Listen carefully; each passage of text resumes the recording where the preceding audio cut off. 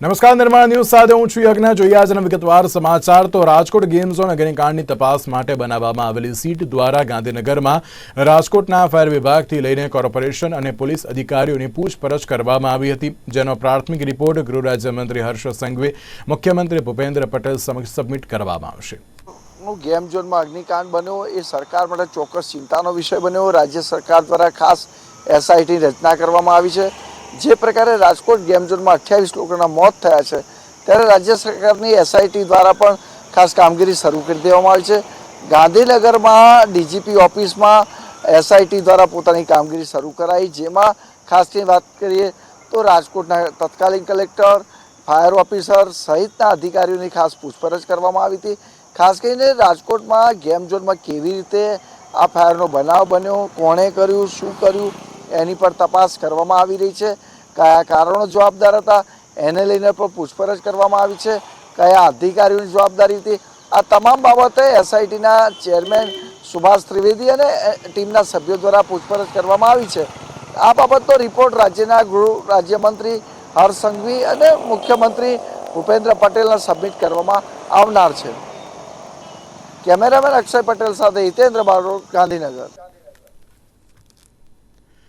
મંજૂરી વગર ઝાડ કાપવું એ ગુનો બને છે, ત્યારે ઝાડ કાપવા બદલ અમદાવાદ મહાનગરપાલિકા દ્વારા મોટી કામગીરી હાથ ધરવામાં આવી છે.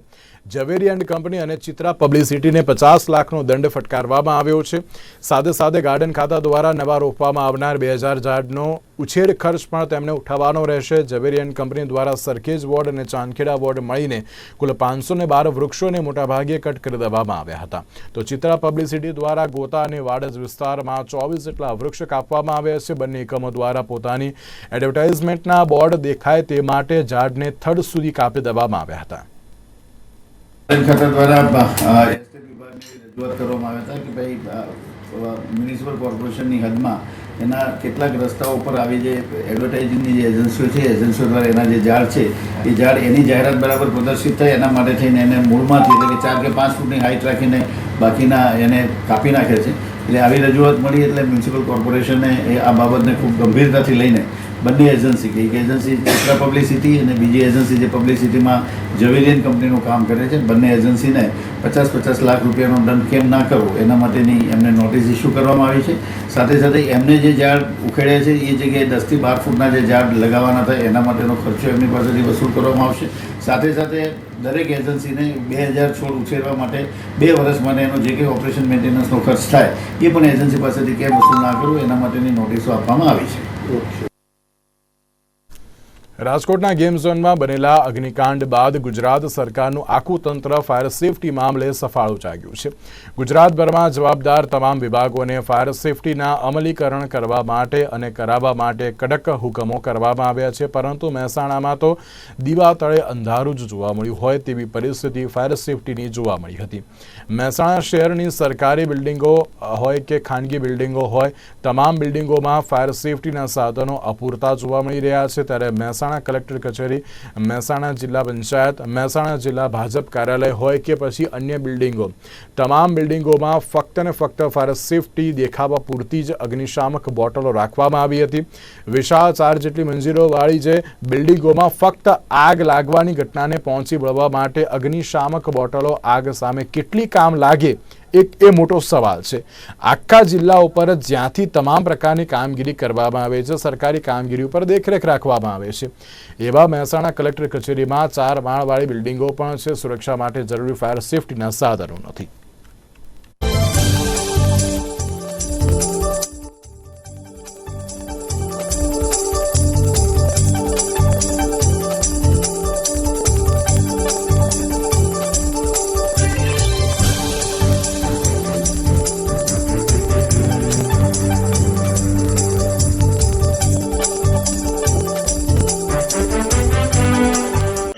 અંદાજે 40 જેટલા હોર્ડિંગ્સ છે, જે બાબતે નગરપાલિકા દ્વારા જે પણ એજન્સીઓ દ્વારા હોર્ડિંગ આપવામાં આવેલ છે તેમને સ્પષ્ટ સૂચના આપવામાં આવેલ છે કે જે પણ હોર્ડિંગ ઉપર હોય તો બિલ્ડિંગની ઉપર હોય અને મોટી સાઇઝના હોય તો તમામ રિમૂવ કરવામાં આવે. એ સિવાય તકેદારીના પગલાં રૂપે મહેસાણા નગરપાલિકામાં વિસ્તારમાં આવતા આરએનબી હસ્તકની જે એજન્સીઓ છે તેમને પણ જાણ કરવા માટે આરએનબીની સૂચના આપેલ છે. જે પણ પવન હવે ક્લાઇમેટ ચેન્જ થઈ રહ્યો છે, જે પવનની ગતિ છે જે સામાન્ય રીતે 30 થી 40 કિલોમીટર હતી એ 60 કિલોમીટર પ્લસ થઈ રહી છે. આવા સમયે જે સામાન્ય હોર્ડિંગ હોય એ પણ પડવાની શક્યતા રહેલી છે. મુંબઈમાં થયેલો કિસ્સો આપણી સામે છે, એ જોતા તકેદારીના પગલા રૂપે હોર્ડિંગ હટાવવાની જરૂરિયાત પડી છે.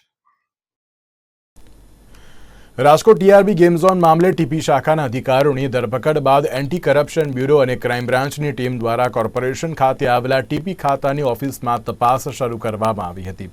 એમડી સાગઠિયાની ઓફિસમાં મોટી સંખ્યામાં એન્ટી કરપ્શન બ્યુરોના અધિકારીઓએ તપાસ હાથ ધરી હતી અને સાગઠિયાએ છેલ્લા કેટલાક સમયમાં કયા કયા કામો પાર પાડ્યા છે, કયા કયા કામોમાં ભ્રષ્ટાચાર કર્યો છે તે અંગે તપાસ હાથ ધરવામાં આવી હતી.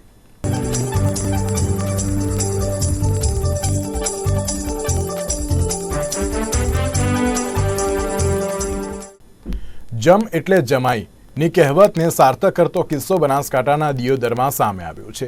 જે ઘટનામાં જમાઈએ જમ બનીને સાસુનું કાસળ કાઢી નાખતા સમાજમાં એક દાખલો બેસાડ્યો હતો, ત્યારે ઘટનાની વિગતે માહિતી આપતા દિયોદરના એએસપી સુબોધ માનકરનું કહેવું છે કે સાસુની પોતાના સંસારમાં વધતી દખલગીરી જમાઈને પસંદ ન હતી. ઝઘડીને પિયર ગયેલી પત્નીને 4 દિવસ અગાઉ જમાઈ જામા ચૌહાણ લેવા પહોંચ્યા હતા. સાસુએ દીકરીને તેમની સાથે નહીં મોકલતા મોડી રાત્રે અંધકારમાં તેમની નિર્મમ હત્યા કરી હોવાની ફરિયાદ દિયોદર પોલીસ મથકમાં નોંધવામાં આવી હતી. તો આ બાજુ હત્યા માટે જમાઈ જવાબદાર હોવાની માહિતી પરિવારમાંથી મળતા જમાઈ જામા ચૌહાણની ધરપકડ કરીને વધુ પૂછપરછ હાથ ધરવામાં આવી હતી.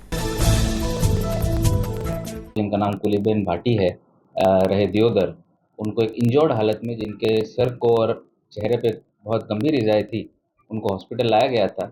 तो सुबह हमें वर्दी आई थी कि उनकी मौत हो चुकी है. तो तुरंत ही हमने घटना स्थल पर पहुंच के उनकी फरियाद दियोदर पुलिस स्टेशन में लिखवाई और जैसे ही हमने तुरंत ही मैं खुद एएसपी दियोदर और Thara police station incharge Shri RJ Chaudhary, इन्होंने हमने तुरंत जाके घटना स्थल की विजिट की और वहाँ पे जब जाके देखा तो हमें बेड पे बहुत बड़े खून के धब्बे और ज़मीन पे भी कई सारा खून जमा हुआ मिला.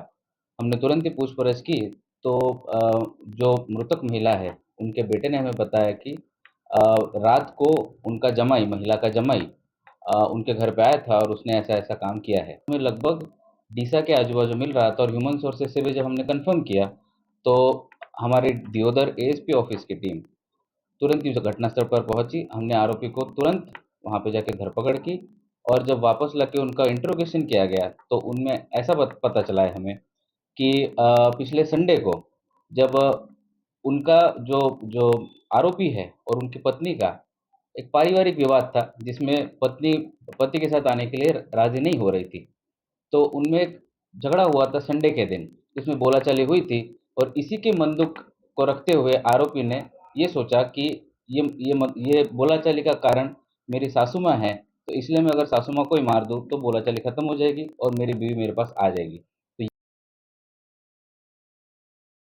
રાજકોટની ઘટના બાદ મોરબીનું તંત્ર પણ જાગ્યું હતું, ત્યારે મોરબીમાં તંત્ર દ્વારા હોસ્પિટલ લેબોરેટરીને સીલ મારવાની કામગીરી હાથ ધરવામાં આવી હતી. ફાયર એનઓસી અને બીયુ સર્ટિફિકેટ ન હોવાથી કાર્યવાહી કરવામાં આવી હતી. ત્યારે 2 દિવસ અગાઉ નોટિસ આપ્યા છતાં તકેદારી ન રાખતા આ કાર્યવાહી હાથ ધરવામાં આવી હતી.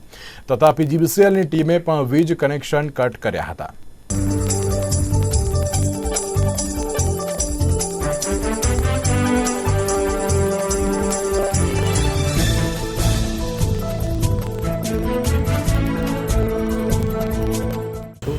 મોરબી નગરપાલિકા અને કલેક્ટર કચેરીના સંયુક્ત ઉપક્રમે આપણે એક જે ટીમ બનાવેલી હતી એ ટીમ દ્વારા કાલથી હોસ્પિટલની ચકાસણી ચાલુ કરેલી હતી. આજરોજ 25 જેવી હોસ્પિટલ આપણે ચેક કરેલી છે અને જેમાં ક્ષતિ જણાતા હોસ્પિટલ આપણે સીલ કરવાની કાર્યવાહી અને હોસ્પિટલ બંધ કરવાની કાર્યવાહી પણ કરેલ છે. આજે જે આપણે જોઈએ તો હોમ હોસ્પિટલ કાનના ગળાની હોસ્પિટલ છે એને સંપૂર્ણપણે બંધ કરેલ છે. સાથે સાથે એબીઓ પેથોલોજી લેબોરેટરી છે એને પણ સંપૂર્ણ બંધ કરેલ છે. અમૃતમ હોસ્પિટલ અને જે પરમેશ્વર પ્લાઝા છે ડૉક્ટર્સ, એમાં ઘણા બધા ડૉક્ટર્સ આવેલા છે, એમને આપણે ઓપીડી બંધ કરાવેલી છે હાલ પૂરતી અને જ્યાં સુધી આઈપીડી પેશન્ટ દાખલ છે ત્યાં સુધી ચાલુ રાખવાની રહેશે અને પછી એ બંધ કરવામાં આવશે. હાલમાં ઘટેલી રાજકોટ અગ્નિકાંડની ઘટના બાદ ફરી એકવાર માનવ સર્જિત બીજી હોનારત ગુજરાતવાસીઓ માટે સજ્જ રહે તેવા સંકેત આપતી બાબત પ્રકાશમાં આવી છે. વાત અહીં ગાંધીધામથી મુન્દ્રાને જોડતા મુખ્ય નેશનલ હાઈવે નંબર 8ની છે, જ્યાંથી આશાબા વે ઓવરબ્રિજ પસાર થાય છે. આ બ્રિજની સિલિકાનો જે એક ભાગ તૂટી પડ્યો હતો અને સાથે આશ્ચર્યની બાબત તો એ છે કે આ તૂટેલી સિલિકાનું સમારકામ બદલે તેને ટકાવી રાખવા પતરાનો ટુકડો લગાવવામાં આવ્યો છે. આ બ્રિજ નીચેથી રોજના હજારો રાહદારીઓ પોતાના જીવના જોખમે પસાર થાય છે, ત્યારે ફરી ગુજરાતમાં હોનારત ન સર્જાય તેને લઈને સામાજિક કાર્યકર્તા તેમજ સ્થાનિકે નિર્માણ ન્યૂઝ માધ્યમ દ્વારા તંત્રનું ધ્યાન દોર્યું હતું અને તંત્રને કુંભકર્ણની નિંદ્રામાંથી જાગીને સત્વરે સિલિકાની સમારકામની માંગ કરી હતી. આ જગ્યાએ જે રસ્તો બનેલો છે, જે ગાંધીધામથી મુન્દ્રાને જોડતો હાઈવે છે, એનો જે ઓવરબ્રિજ બનેલો છે, એ ઓવરબ્રિજની સાઈડ છેલ્લા ઘણા સમયથી એક જે મોટો શિલા છે, મોટો પથ્થર છે, એ તૂટીને અલગ થઈ ગયો છે અને એને જોડવા માટે એક પતરાનું થીગડું મારેલું છે.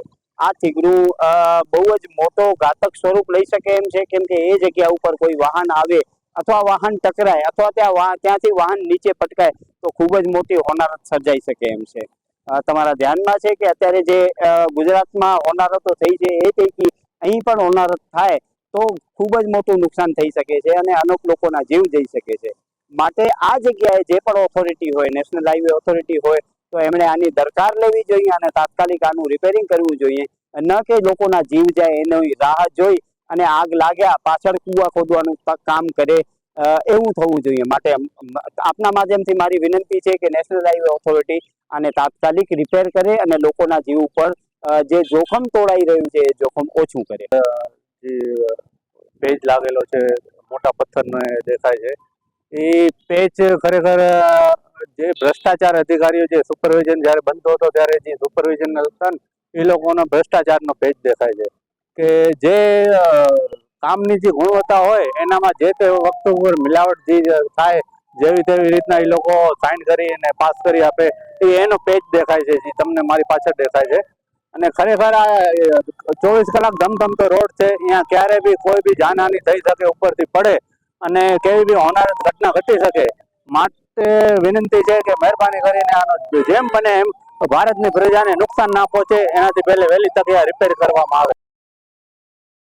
જૂનાગઢના દાતાર રોડ ઉપરની વાંદ સોસાયટીના રહીશો છેલ્લા 15 દિવસથી આ સોસાયટીમાંથી પસાર થતો વરસાદી પાણીનો નિકાલ અને તળાવનું પાણી સહેલાઈથી નીકળી શકે તે માટે સફાઈની કામગીરી તત્કાલ કરવાની માંગ સાથે આવેદનપત્ર પાઠવ્યું હતું.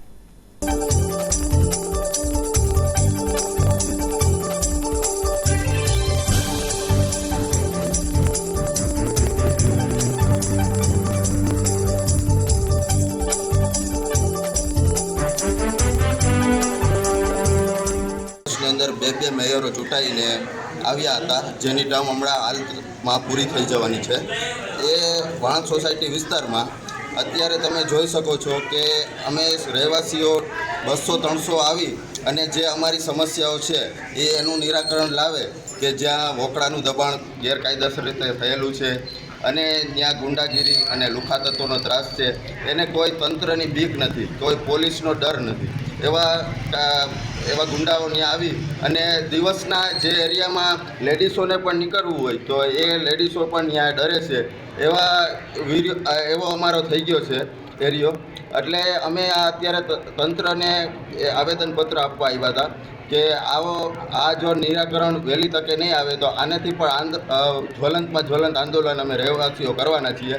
અત્યારે અમે કમિશનર અને કલેક્ટરને આવેદનપત્ર આપ્યું, એમાં એ બાંયધરી આપી છે કે તમારું ટૂંક સમયમાં અને ચોમાસા પહેલાં તમારું કામ કરાવી દેશું. અને આ રાજકોટના અગ્નિકાંડ બાદ સુરત જિલ્લાનું બારડોલી તંત્ર પણ હરકતમાં આવેલું જોવા મળ્યું હતું. પ્રશાસન તંત્ર દ્વારા ફાયર વિભાગ, પાલિકા, મામલતદાર સાથે જે રીતે પોલીસ તંત્ર સહિતની ટીમે જે રીતે ફાયર સેફટીની કામગીરીનું ચેકિંગ હાથ ધર્યું હતું, જે અન્વયે જિલ્લાની અંદાજિત 21 જેટલી બહુમાળી બિલ્ડિંગનું ચેકિંગ હાથ ધર્યું હતું. તપાસ દરમિયાન 30થી પણ વધુ દુકાનોમાં ફાયર એનઓસીને લઈને ધાંધિયા જણાતા આ દુકાનોને સીલ કરવામાં આવી હતી. તો તે ચેકિંગને લઈને ફાયર ઓફિસર RR સોનીનું કહેવું છે કે આ સિવાય અન્ય દુકાનોમાં કામગીરી હાથ ધરવામાં આવી રહી છે. મહાનગરપાલિકાની હાલની પરિસ્થિતિને જોતા સુનિશ્ચિત થઈ ગયું છે કે ઘોડા છૂટ્યા બાદ તબેલાને તાળે મારવાનો અર્થ રહેતો નથી.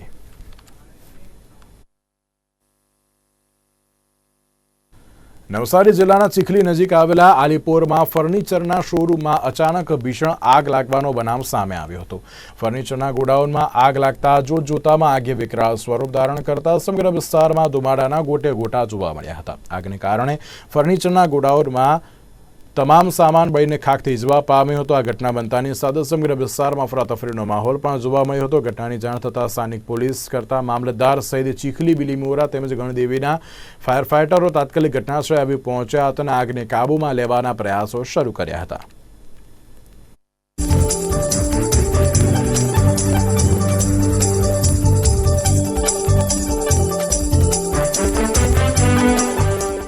હાલમાં આલીપર ગામમાં મયુરા ફર્નિચરમાં આગ લાગેલ હતી, જે હાલમાં ગણદેવી નગરપાલિકા, બિલીમોરા નગરપાલિકા, નવસારી નગરપાલિકા, ચીખલી નગરપાલિકાના ફાયર ફાઇટર ઘટના સ્થળ પર હાજર છે અને આગ ઓલવામાં થોડીક દિક્કત આવી રહેલી છે. આગ મોટી છે પણ થોડી વારમાં આગ ઓળવાઈ જશે ને હાલમાં પોલીસ પ્રશાસન, મામલતદાર સાહેબ બધા ઘટના સ્થળ પર હાજર છે અને થોડાક વિસ્તારમાં, રહેઠાણ વિસ્તારમાં બી આગ ના પસરે તેનું ખાસ ધ્યાન રાખવામાં આવી રહેલું છે.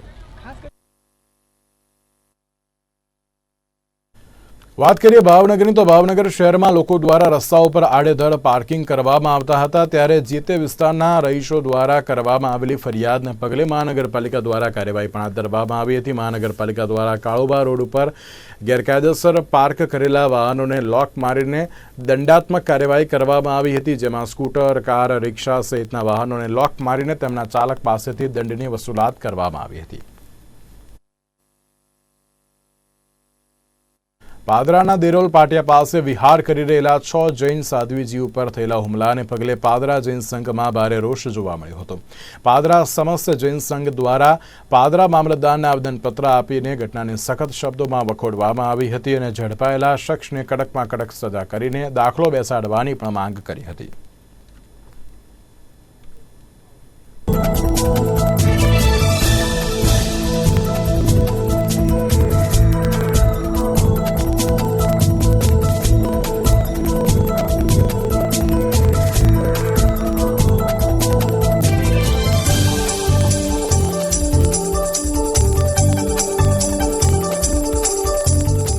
આજરોજ પાદરા સમસ્ત જૈન સંઘ દ્વારા તારીખ 27/5ના રોજ નેશનલ હાઈવે નંબર 8 ઉપર ભરૂચથી આવતા ડેરોલ પાટિયા પાસે જૈન સાધ્વીજી ભગવંતો વિહાર કરી રહ્યા હતા. તે સમયે એક અજાણ્યા ઈસમે કોઈપણ કારણ સિવાય તેઓ ઉપર હિચકારો હુમલો કરેલો. એને ધ્યાનમાં રાખી અને ભરૂચ ખાતે પોલીસ ફરિયાદ થયેલી અને હુમલાખોર નામે અલ્તાફ હુસેન હમીદભાઈ શેખ ભરૂચ પોલીસ દ્વારા ધરપકડ કરવામાં આવેલી છે. આ ધરપકડ કરાયેલ ઈસમને સખતમાં સખત સજા મળે અને સમાજને દાખલો બેસે તેવી સજા કરવા માટે આજરોજ મામલતદાર સાહેબને એક આવેદનપત્ર આપેલ છે. એમાં અમે રજૂઆત કરેલી છે કે આવા ઈસમોને નશ્યત કરવામાં આવે અને અમારી રજૂઆત સરકારશ્રી સુધી પહોંચતી કરવામાં આવે એવી અમારી લાગણી છે. એ રજૂઆત કરીને અમે એક આવેદનપત્ર આજે સુપ્રત કર્યું.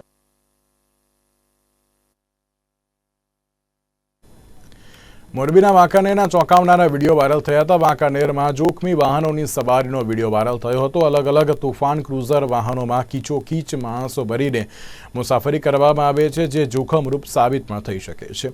ત્યારે લોકોના જીવ જોખમમાં મૂકીને વાંકાનેરની બજારમાં ક્રુઝર વાહન ચાલકો ચાલી રહ્યા છે. આ મુદ્દે વાંકાનેર સિટી પોલીસની કામગીરી ઉપર પણ સવાલ ઉભા થયા હતા.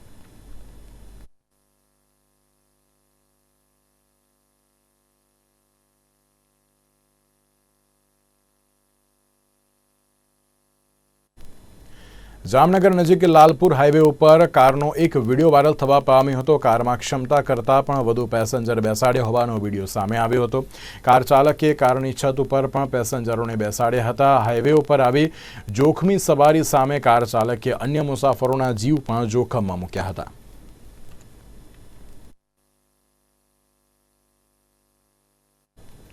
રાજકોટ અગ્નિકાંડના મામલાને લઈને સરકાર સફાળી જાગી છે. મામલાને લઈને સરકારે ગંભીરતા દાખવીને ફાયર એનઓસીની તપાસના આદેશ પણ આપ્યા છે, જે અંતર્ગત ફાયર એનઓસીના ધાંધિયા હોય એવા રાજ્યભરના અનેક એકમો સીલ કરવામાં આવ્યા હતા. મહેસાણા જિલ્લામાં પણ ફાયર એનઓસીને લઈને વિવિધ હોસ્પિટલો, સરકારી અને ખાનગી ઇમારતો સહિતના બિલ્ડિંગોનું ચેકિંગ હાથ ધરવામાં આવ્યું હતું. આ અંગે વધુ માહિતી આપતા જિલ્લા મહાનગરપાલિકાના ફાયર ઓફિસર હરીશ પટેલે કહ્યું હતું કે દરેક બિલ્ડિંગો અને ઇમારતોની હાઇટ અને વિસ્તાર પ્રમાણે જુદી જુદી ફાયર સુવિધાઓ આપવામાં આવતી હોય છે. હાલમાં તબક્કાવાર સર્વે કરવામાં આવી રહ્યું છે, જેમાં પહેલા ટ્યુશન ક્લાસીસો અને સ્કૂલોનું રીચેકિંગ હાથ ધરવામાં આવ્યું હતું.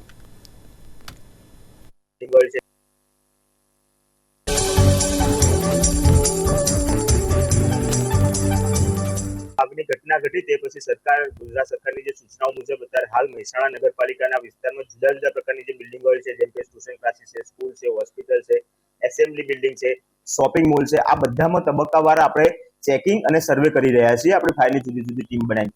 તમે જે પ્રશ્ન કર્યો કે કયા કયા બિલ્ડિંગમાં કેવી સુવિધા જોઈએ, તો નેશનલ બિલ્ડિંગ કોડ પ્રમાણે દરેક ક્રાઇટેરિયા મુજબ, જેમ કે રેસિડેન્શિયલ બિલ્ડિંગ છે, એજ્યુકેશનલ, મર્કેન્ટાઇલ, બિઝનેસ બિલ્ડિંગ, આ બધી ઇમારતોના હાઇટ, એના વિસ્તાર પ્રમાણે અલગ અલગ પ્રકારની ફાયર સેફ્ટી સુવિધાઓ આવતી હોય છે. ફોર એક્ઝામ્પલ કહું કે શોપિંગ કોમ્પ્લેક્સ છે, G+3 છે, તો એમાં એક્સટિંગ્યુશર સાથે હોઝરીલ પણ લગાવવાની થતી હોય છે. હવે હા, મેં તમને શરૂઆતમાં જ કહ્યું કે આપણે તબક્કા વાઇઝ સર્વે અત્યારે હાલ રીસર્વે કરી રહ્યા છીએ. એમાં અત્યારે હાલ પ્રાયોરિટીમાં ટ્યુશન ક્લાસીસ છે. ટ્યુશન ક્લાસીસ પછી એટલે આપણે સરકારી ઇમારતો છે, બીજા નાના મોટા કોમ્પ્લેક્સ છે, હોસ્પિટલ છે, તમામનો સર્વે કરીને એક રિપોર્ટ તૈયાર કરશું, જે અમે ચીફ ઓફિસરને સબમિટ કરશું. આગળ RFO કચેરી છે ગાંધીનગર, ત્યાં સબમિટ કરશું અને સ્ટેટ ફાયરમાં પણ સર્વેનો રિપોર્ટ મોકલી આપશું.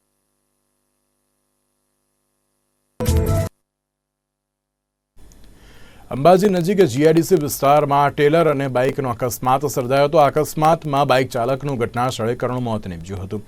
આ ઘટનાની જાણ પોલીસને થતાં પોલીસ પણ ઘટનાસ્થળે આવી પહોંચી હતી અને અકસ્માત સર્જાતા ટેલરનો ડ્રાઈવર ઘટનાસ્થળેથી ફરાર થઈ ગયો હતો.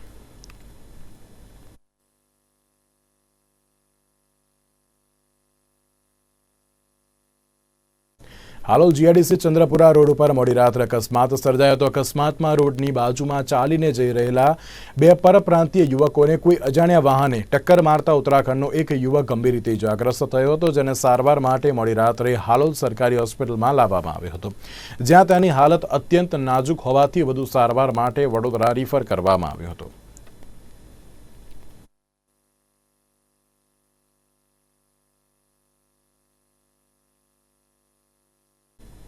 રાજકોટમાં શનિવારે બનેલી ગેમ ઝોનમાં અગ્નિકાંડની ઘટના બાદ હવે રાજ્ય સરકારે મોટા એક્શન લીધા છે. રાજકોટમાં TRP ગેમ ઝોનમાં લાગેલી આગમાં 27 લોકો આગમાં બળતું થઈ ગયા હતા. અહીં કોઈ પણ પ્રકારની સેફટી કે ફાયર NOC ન હોવાની વાત સામે આવી હતી. જોકે હવે આ મામલે સરકારે સમગ્ર ગુજરાતમાં તપાસનો ધમધમાટ શરૂ કર્યો છે.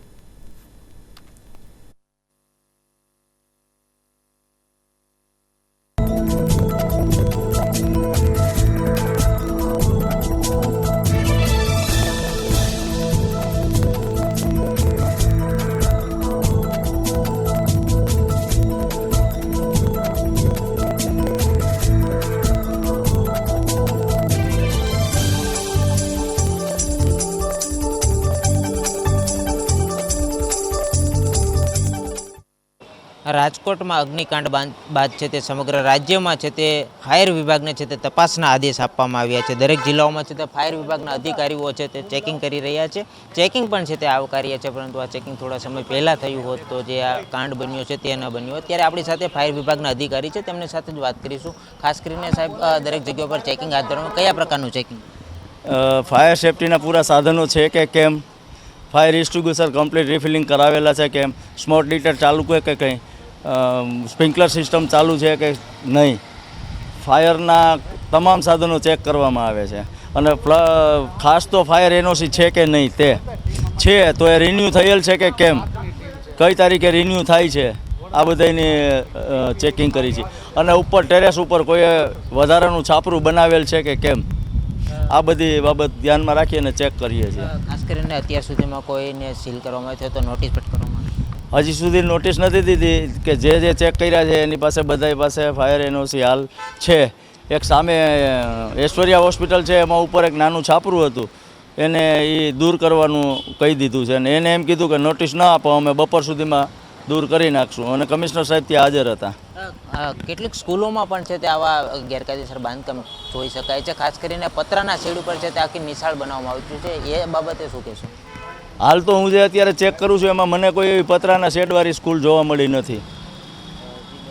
જે ફાયર વિભાગના અધિકારી હતા કે જેઓ તપાસનો દોર છે તે શરૂ કર્યા છે, કારણ કે જે રાજ્ય સરકાર છે તે છે તપાસનો ધમધમાટ શરૂ કરવાનો છે તે આદેશ આપ્યા છે. અને કહી શકાય કે રાજકોટમાં કેટલી બધી છે તે એવી સ્કૂલો આવેલી છે કે જ્યાં પતરાના શેડ ઉપર છે તે તૈયાર કરવામાં આવ્યું છે. રાજકોટમાં જે કહી શકાય કે ગુજરાત ન્યૂઝના કેમેરામાં પણ છે તે એવા દ્રશ્યો કેદ થયા હતા, પરંતુ ફાયર વિભાગને શા માટે છે તે આ દ્રશ્યો છે તે નજરે નથી વળગતા? કારણ કે જે ફાયર વિભાગનું જે અત્યારે નિવેદન છે તે પણ સામે આવ્યું છે, કારણ કે જે છાપરા ઉપર છે તે બનાવવામાં આવતા સ્કૂલો છે અને જે કહી શકાય કે હાલ છે તે મોદી જે કેરિયર એકેડમી છે તેના દ્રશ્યો આપણે બતાવશું, જ્યાં ફાયર વિભાગના અધિકારીઓ જઈ રહ્યા છે કે જે ઉપર છે તે પતરાનો શેડ બનાવવામાં આવ્યો છે. એક તરફ ફાયર વિભાગના અધિકારીઓ એવું જણાવી રહ્યા છે કે અત્યાર સુધી મને એક પણ પ્રકારના છે તે આવા શેડ અથવા તો કોઈ પણ પ્રકારના ગેરકાયદેસર છે તે પતરાના શેડ જોવા નથી મળ્યા, પરંતુ તેમની સામે જ તે આ જે પતરાનો શેડ છે તે જોવા મળી રહ્યો છે. એટલે કે કંઈક ના કંઈક ફાયર વિભાગ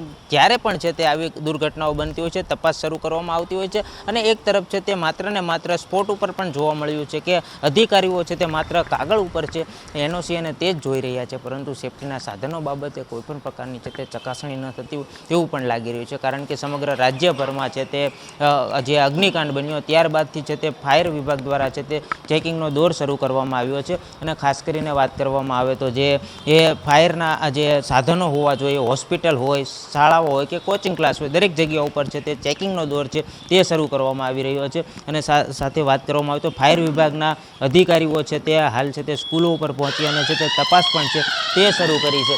અને જે કહી શકે કે પતરાઓના શેડ બનાવ્યા હોય શાળાઓમાં અથવા તો કોઈ પણ કોચિંગ ક્લાસમાં તેની બાબતે પણ છે તે તપાસ છે તે હાલ હાથ ધરવામાં આવી છે, પરંતુ આ તપાસ જો થોડા સમય પહેલાં થઈ હોત તો આજે 28 લોકો છે તે મોતને ઘાટ ઉતર્યા છે તે ના ઉતર્યા હોત. જ્યારે ફાયર વિભાગ એક બાજુ નિવેદન આપી રહ્યું છે કે એ એક પણ પ્રકારનું છે તે આવા શેડ જોવા નથી મળતા, પરંતુ જે હાલ છે તે એ કેટલા પણ છે તે શેડ જોવા મળી રહ્યા છે. એટલે કે કહી શકાય કે માત્ર ને માત્ર તપાસ પણ છે તે દેખરૂપ થતી હોય તેવું લાગી રહ્યું છે. તપાસના નામે છે તે મીંડું પણ છે તે સામે આવી રહ્યું છે. કેમેરામેન દિવ્યરાજ વ્યાસ સાથે વિપુલ પરમાર, રાજકોટ. રાજકોટ મહાનગરપાલિકા દ્વારા ફાયર સેફટીના નિયમોનું પાલન કરવામાં આવે છે. ફાયર સેફટીના સાધનો ન હોય એવા બિલ્ડિંગોની સામે કાર્યવાહી પણ હાથ ધરવામાં આવતી હોય છે. જોકે પોતાની મહાનગરપાલિકાની મુખ્ય સેન્ટ્રલ કચેરીમાં જ ફાયર સેફટીના પૂરતા સાધનો નહીં હોવાનું સામે આવ્યું હતું. 3 માળની કચેરીમાં હજારો લોકોની અવરજવર હોવા છતાં 3 માળે માત્ર ને માત્ર 2 ફાયર એક્સટિંગ્યુશર મૂકવામાં આવ્યા છે. મહાનગરપાલિકામાં જ દીવા તળે અંધારું જોવા મળી રહ્યું છે. જેમાં છે તે એનઓસીને લઈને છે તે ચકાસણી થઈ રહી છે, ફાયરના સાધનોને લઈને છે તે ચકાસણી કરવામાં આવી રહી છે. બિલ્ડિંગો હોય કે પછી શાળાઓ હોય કે પછી કોચિંગ ક્લાસ હોય, દરેક જગ્યા ઉપર છે તે ચકાસણી કરી રહ્યા છે. ત્યારે આપને દીવા તળે અંધારું હોય તેવું લાગી રહ્યું છે. આપને દ્રશ્યો બતાવી રહ્યા છે કે રાજકોટ મહાનગરપાલિકાના જ્યાં છે તે ફાયરના સાધનો છે તે પૂરતા પ્રમાણમાં જોવા નથી મળતા, કારણ કે પ્રથમ માળ ઉપર છે તે માત્ર ને માત્ર એક જ ફાયરની બોટલ જોવા મળી રહી છે. જ્યારે ફાયર સેફટીને લઈને છે તે સમગ્ર રાજકોટમાં છે તે ચેકિંગનો દોર શરૂ કરવામાં આવ્યો છે. સંચાલકો સામે છે તે કાર્યવાહી કરવામાં આવી રહી છે. શાળાઓ હોય, ટ્યુશન ક્લાસીસ હોય, બિલ્ડર્સો હોય, દરેક જગ્યા ઉપર છે તે ચેકિંગનો દોર શરૂ કરવામાં આવ્યો. પરંતુ રાજકોટની મહાનગરપાલિકાના જે આપ દ્રશ્યો જોઈ રહ્યા છો કે માત્ર ને માત્ર એક જ ફાયરની છે તે બોટલ જોવા મળી રહી છે. એટલે કે કહી શકાય કે દીવા તળે અંધારું જોવા મળી રહ્યું છે. અને જ્યાં દૈનિક છે તે 5000 થી 10,000 લોકો છે તે આવતા હોય છે, પરંતુ ફાયરને લઈને છે તે સમગ્ર રાજકોટમાં છે તે ચેકિંગનો દોર કરવામાં આવ્યો છે, કાર્યવાહી કરવામાં આવી રહી છે. પરંતુ સત્તાધીશો છે તેમની ચેમ્બરો બહાર છે, મહાનગરપાલિકાની ચેમ્બરો બહાર છે તે એક પણ પ્રકારના છે તે ફાયરના સાધનો છે તે અપૂરતા પ્રમાણમાં જોવા મળી રહ્યા છે. ત્યારે કહી શકાય કે કોની રાહ જોઈ રહ્યા છે? 28 લોકો તો મોતને ઘાટ ઉતર્યા છે, વધુ લોકો મોતને ઘાટ ઉતરે ત્યાં સુધી છે તે કાર્યવાહી નહીં કરવામાં આવે તે બાબતે પણ છે તે હાલ પ્રશ્નો ઉઠી રહ્યા છે. કારણ કે મહાનગરપાલિકાની જો ચેમ્બરો બહાર છે તે અપૂરતા સાધન હોય, 5,000 થી 10,000 લોકો જ્યારે દૈનિક અહીંયા આવતા હોય, જો કોઈ પણ પ્રકારની આગ લાગે તો કેવા પ્રકારની છે તે સાધનોનો ઉપયોગ કરવો તે પણ છે તે હાલ પ્રશ્ન ઉઠી રહ્યો છે. કારણ કે એક માળ ઉપર છે તે 1 થી 2 બોટલો છે તે ફાયરની જોવા મળી રહી છે. આગ લાગી તો ક્યાં જવું તે બાબતે પણ પ્રશ્નો ઉઠી રહ્યા છે. કેમેરામેન દિવ્યરાજ વ્યાસ સાથે વિપુલ પરમાર, રાજકોટ. લોકસભા ચૂંટણી 2024ના 7મા અને અંતિમ તબક્કા માટે શનિવારે 1 જૂનના રોજ મતદાન થનાર છે. ચૂંટણી પંચે તમામ તૈયારીઓ પૂર્ણ કરી છે. આ તબક્કામાં 8 રાજ્યો અને કેન્દ્રશાસિત પ્રદેશોની કુલ 57 જેટલી લોકસભા સીટો ઉપર મતદાન થશે. કુલ 904 ઉમેદવારો પોતાનું નસીબ અજમાવી રહ્યા છે. આ તબક્કા માટે ચૂંટણી પ્રચારનો અંતિમ દિવસ હતો અને પ્રચાર પડઘમ પણ શાંત થઈ ગયા છે.